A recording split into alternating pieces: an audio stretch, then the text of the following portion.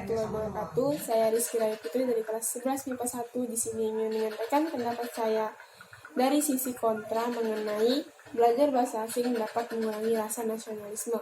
Bagi pendukung, penggunaan bahasa asing dapat menghilangkan rasa nasionalisme kita itu terlalu berlebihan. Karena menurut saya, apa salahnya ketika kita mempelajari bahasa asing dari kecil? Justru ini akan membantu kita dalam menghadapi persaingan global di masa yang akan datang.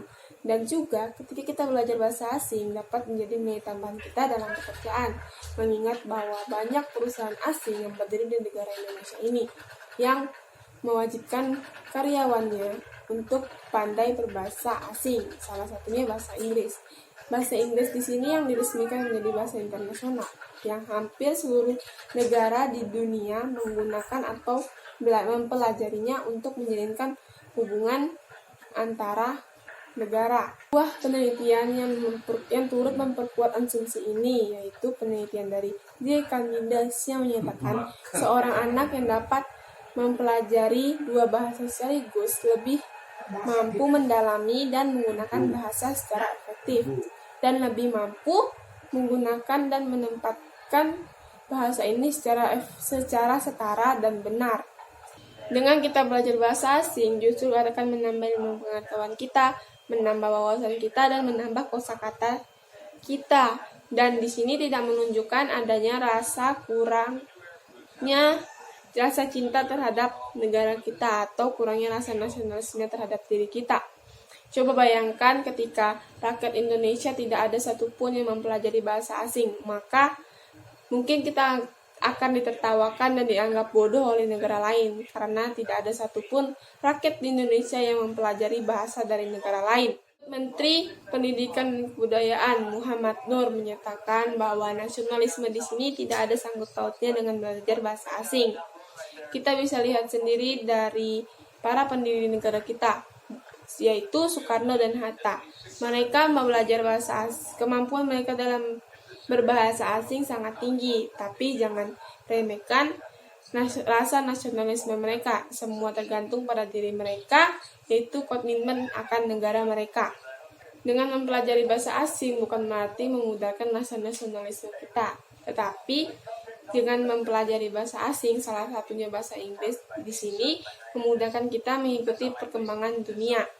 Yaitu karena bahasa Inggris di sini sudah dijadikan sebagai bahasa internasional. Apalagi sekarang dengan adanya MEA mengharuskan bahwa rakyat Indonesia mempelajari bahasa asing dan menerapkannya dalam kehidupan sehari-hari. Jika kita mampu belajar berbahasa asing, maka kita mampu meminimalisir kesalahpahaman dari bangsa lain yang datang ke Indonesia. Seperti contohnya negara Filipina di sini.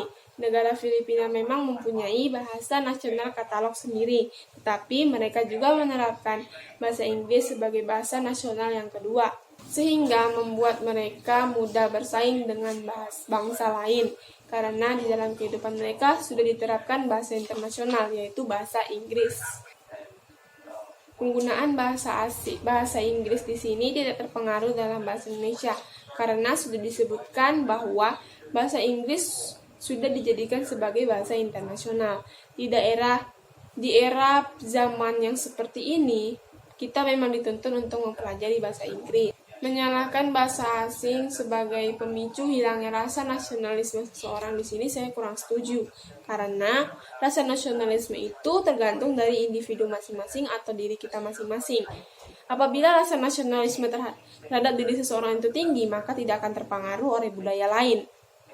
Dan juga belum ada bukti ilmiah yang menyatakan bahwa belajar bahasa asing dapat mengurangi rasa nasionalisme seseorang. Karena bahasa asing di sini bukan seperti tuba yang mengotori susu, dan juga bahasa asing bukan merupakan racun bagi suatu negara.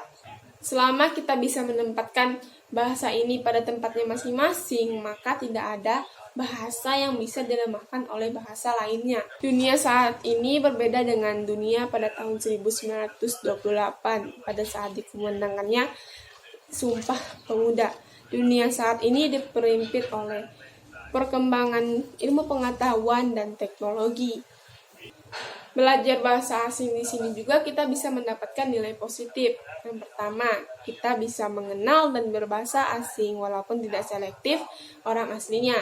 Yang kedua, bisa menjadi nilai tambahan bagi pekerjaan. Seperti yang saya katakan, bahwa di Indonesia telah banyak perusahaan asing yang mewajibkan masyarakatnya untuk bisa berbahasa asing.